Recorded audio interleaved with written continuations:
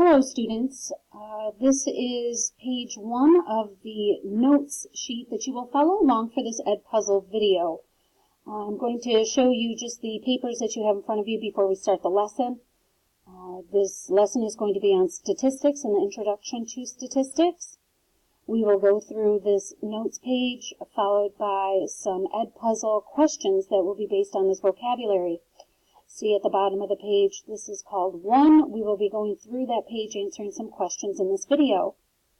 You will then be completing this page called 2 as your assignment for this evening, and you can tell that it says stop day 1.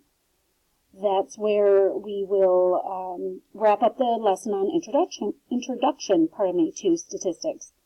The next day, you will have a video called Sample Spaces and Tree Diagrams. Again, it will be an Edpuzzle video. We will go through the lesson together. We will go through page 3 listed here and the page 4 that's attached. And then your homework after that Edpuzzle video for the evening will be page 5. So you are only doing pages 1 and 2 this evening. There's 1 and there's 2 and it says stop day 1.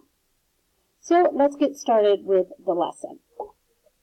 Statistics is the collection, the display, and the analysis of data. Now, in order to be able to collect some data, we need to have some results. Like maybe we have some sports results from games. Maybe we've taken given a class a survey. Perhaps we've collected data from newspapers or magazines, or we've collected weather statistics. Please list a few of these down on your blank notes page for sources of data for collecting in statistics. Once we've collected data, we then need to display our data in some way, and it could be on a line graph, which is a graph that shows data over time. Please record that on your notes page. Perhaps a bar graph. And bar graphs show category data in separate bars. Each bar does not touch the other one. And it's category data, like your favorite lunches in the cafeteria. Perhaps a circle graph. And circle graphs compare parts to the whole. Also called a pie chart or a pie graph. And we also have something called histograms. This is very similar to a bar graph, but the bars will touch in a histogram because the data is continuous, such as trying to measure the heights of all of the college basketball players. There's too many players to list them individually, so we would measure some different height values in intervals and then plot how many people fell in those particular intervals of heights. So those are just a few examples of displaying your data. Feel free to pause the video if you need to get some, to record the words that are here, please. Lastly, once we've collected our data and displayed our data, we need to take a look at it and analyze this data. And that's when we will use measures of central tendency. And those are measures that describe the center of your data. You will find that you've heard of these before. One of them, on your first line, you're going to write in the mean, because your mean is the average. Mean is your average. That is your measure of central tendency. The median is your middle value after your data is sorted numerically. This is under measures of central tendency. Please record these. And the mode, which is... Beatrice is here, and Sophia Church, please come to the main office. And the last one, pardon us, is the mode. That is where your data value that appears the most. And by the way, it's possible to have no mode or more than one mode possible. Those are your measures of central tendency. Feel free to pause the video if you need to get those definitions written down. Now, you're probably wondering where that other measure is, the range, because last year you would always talk about mean, median, mode, and the range. Well, that's actually a measure of variation. And it's how the data is described, the distribution of the data, how your numbers are spread out. So one of those measures is your range, how far the data is spread out. So on that line, please write the word range for how far the data is spread out. When you have values that are much higher or smaller than the rest of the values, then you have an outlier. Please put that on the second line of your note sheet. And if we were to sort our data into 4 parts, those 4 parts, to analyze them, they're called quartiles. And the last one I wrote for you on your answer sheet, it sounds quite confusing. But first you would find the average of your data. And then you would go and find out how far from the average is each piece of my data. You would record all of those numbers down and find that average, and then you've got the mean absolute deviation. Thank goodness nowadays we use computers to calculate this stuff. All right, so pause the video if you need to. Please make sure that you have things filled in for all of the categories listed above: collection, display, analysis of data, the measures of central tendency, and the measures of variation. On our next page, we have vocabulary listed. And the first set of vocabulary that we're going to look at is talking about a survey. That's how we collect data. Remember, there's a questionnaire or when you interview people to gather some data.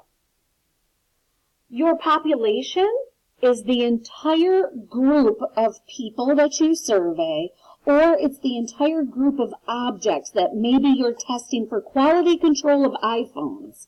Your population would be all of the iPhones. Your sample is part of the population selected for a study, such as we will grab every 5th iPhone off the assembly line for an hour and test them for quality. That would be a sample of the population of all iPhones. Or we're going to interview the 7th grade students for what time the ball game should start next weekend. The sample would be 7th grade students. The population is all of the kids in the school. Random sample is when everybody has an equal chance of being selected.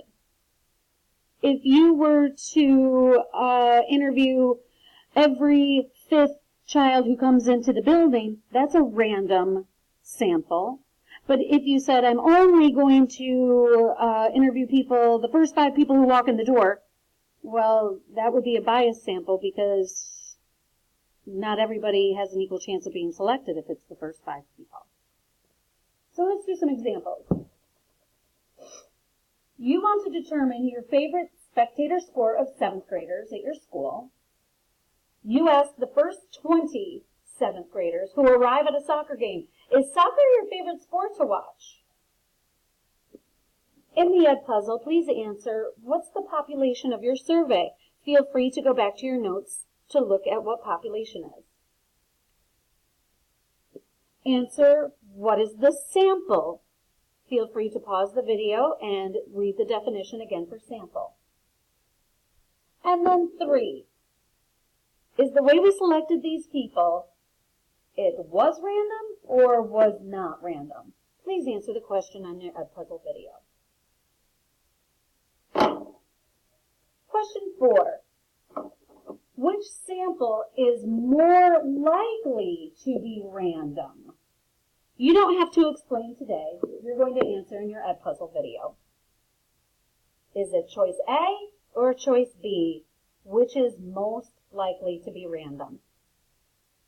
Please then follow with question 5, 6, and 7. The questions are here in the Ed Puzzle video. You're just going to select A or B for each of those. Our next topic is types of survey questions. Now, Statistical questions are questions that can be answered by collecting data. You would never do a survey where you just asked a person, do you like strawberries, yes or no? That's not a statistical question. It's possible to have biased questions. Biased questions are questions that make some answers appear better than others, or they make assumptions. An example with the strawberries would be, are strawberries your favorite fruit? By saying the word strawberries, I'm implying that I'm leading you to try to say yes. If I said to you, what is your favorite fruit? That is an unbiased question, also known as fair.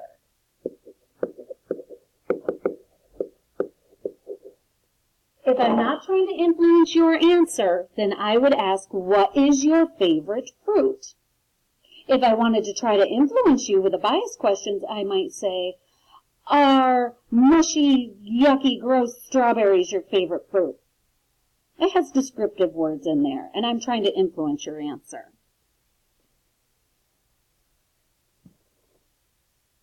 Is each question biased or fair? And again, you do not have to explain because we're in the Edpuzzle world. So please answer question 8, which is here. Do you prefer to exercise or to watch television? Is that a biased question? Am I trying to lead you? Or is that a fair question? Followed by answering question 9, 10, 11, and 12.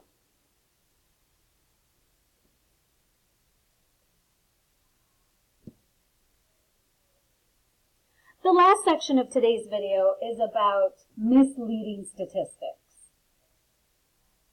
Especially in advertising, people can try to mislead you in order to choose their product or to make another product look bad. So here are, intentional or not, they may want to make things look better than others. Ways that things can be misleading in graphs are that if the graph starts at a value other than 0, because you always have to have a graph that starts at 0, or an uneven or broken intervals, because you do need to have even intervals along your y-axis. Let's take a look at a graph here. It says that 1998 versus 1999, you've got this blue blob and this red blob. Please answer the following questions on this graph here. 13, you're going to answer, what is the headline?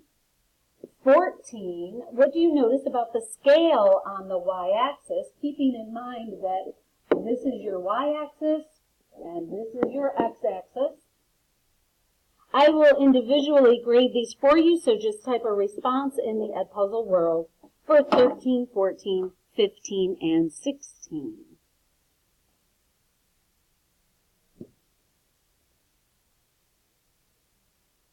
All right, that concludes today's portion. We finished page 1, all of the vocabulary. Your efforts will be graded here in the Edpuzzle world for your class lesson, and your homework is the next page, which is the one that said 2. I'll show you again. And where it said, this one here, practice skills using sampling to predict. And here on the bottom it says stop day 1. When you arrive to class, you will grade your work and then continue on to watch the next lesson, which will be on sample spaces and tree diagrams. Thank you so much.